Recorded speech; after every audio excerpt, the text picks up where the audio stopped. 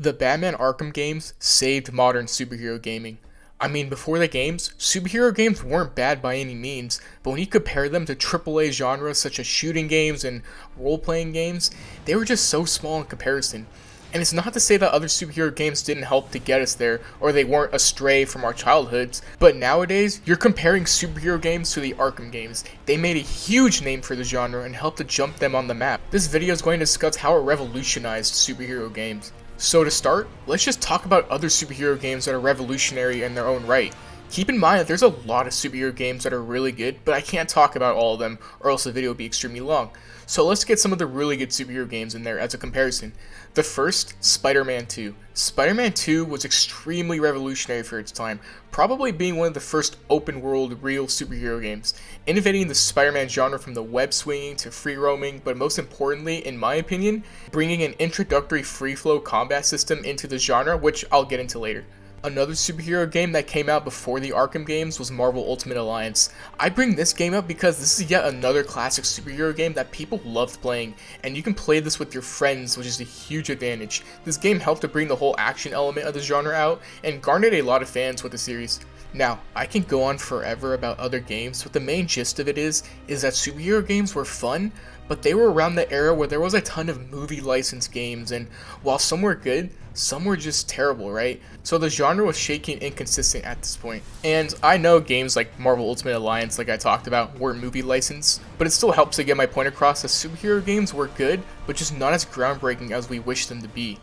Then the MCU was just starting to develop, so you got people fixated on Marvel, which may feel like an irrelevant point, but I just thought I'd put this in here just to help paint the picture.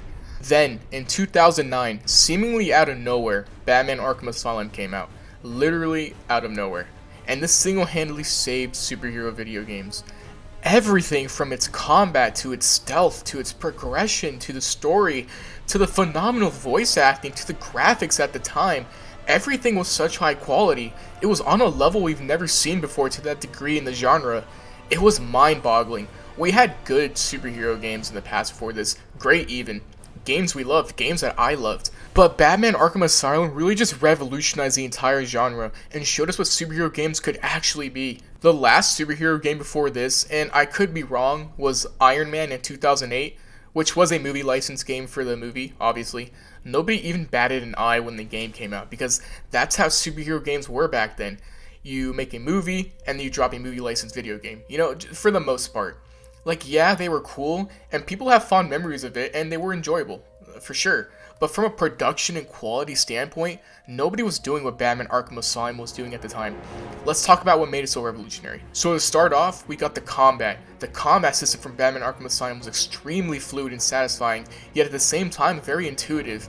It essentially boiled down to punching and countering, but it progressively gets more deeper, especially as the sequels develop on it. But the animations, the way you see Batman jump around and his speed, makes the gameplay so much more engaging and enjoyable, because it's how you imagine a superhero would fight.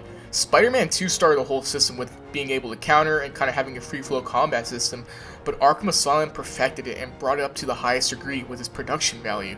And then that whole point just applies to the rest of the gameplay, right? The stealth in the game was extremely well done. The Metroidvania aspect of the game, where you run around the map and explore, collecting secrets and solving puzzles, is extremely well done too. The graphics at the time were great. The story and voice acting here are top notch. You had the legendary Kevin Conroy and Mark Hamill. I can take it. I can take anything you throw at me, Bats. You can't beat me. I'm actually going to win. Ready for the next round? Always. What? I'll never let you win. Never.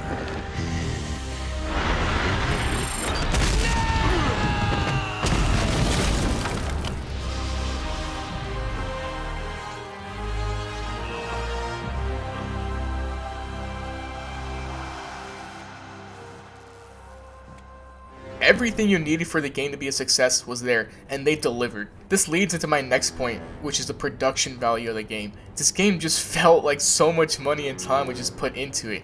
Just think about it for a second, and think about other superhero games before Arkham Asylum.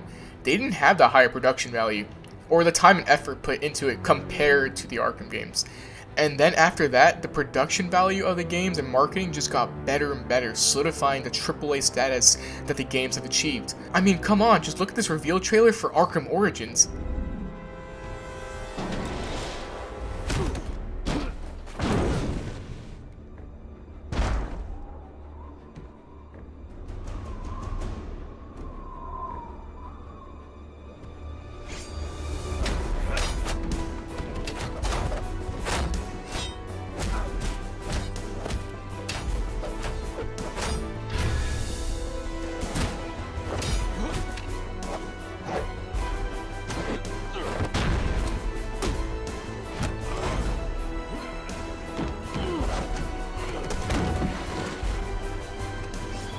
I mean, come on, come the hell on. How could you not be interested after seeing a trailer like that?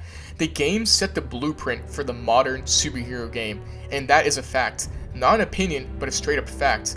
I'm not going to sit here and say that Spider-Man PS4 wouldn't have existed without the Arkham games like other people say, because I don't think that's true. But you can definitely see the influences that the Arkham games have on its gameplay and such. And when Spider-Man PS4 came out, people automatically compare it to the Arkham games because the Arkham games are the standards for the genre. It solidified itself as that. And then the games just got bigger and better. Batman Arkham City was a game that really got more eyes on a genre. A lot of people agree that Arkham City is how every superhero game should strive to be. Excellent gameplay, excellent story, excellent side missions and challenges, the world building, the detail, my god, the detail, the graphics. It all culminates into something so memorable, something close to perfection. Something that can keep up with other genres, something that has millions of eyes watching it. It's insane how seamless it felt, but before these games, this type of quality was unheard of. Superhero games made prior to the Arkham games were made a little bit more carelessly, I'd say, because the genre didn't have too many eyes on it, and they weren't necessarily made to be these huge AAA games. But after the Batman Arkham series was put into the mix, superhero games are put on a huge pedestal now.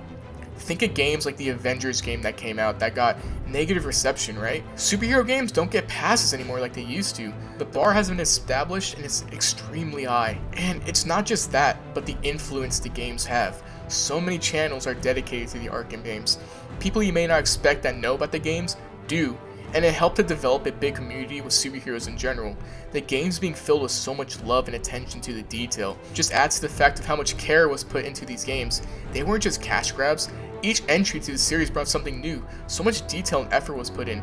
I mean, just look at these graphics from Arkham Knight.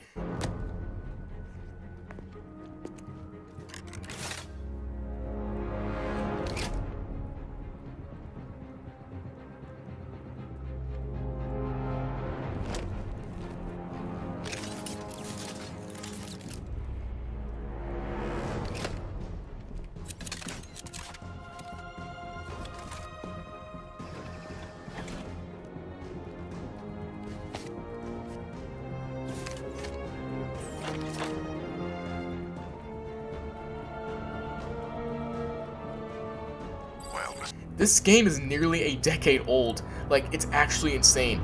The influence helps superhero games to no longer be rushed, and instead time and effort were put into them to create these amazing worlds that actually immerse you into the universe. And like I said, past superhero games before the Arkham games aren't bad by any means.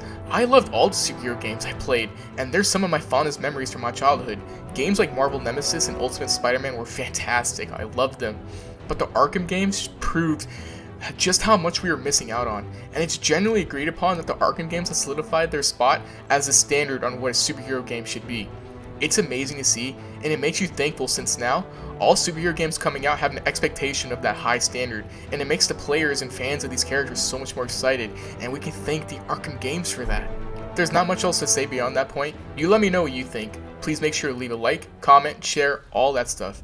Thank you all so much for the support and so much for watching, and I'll see you on the next video. Goodbye, people.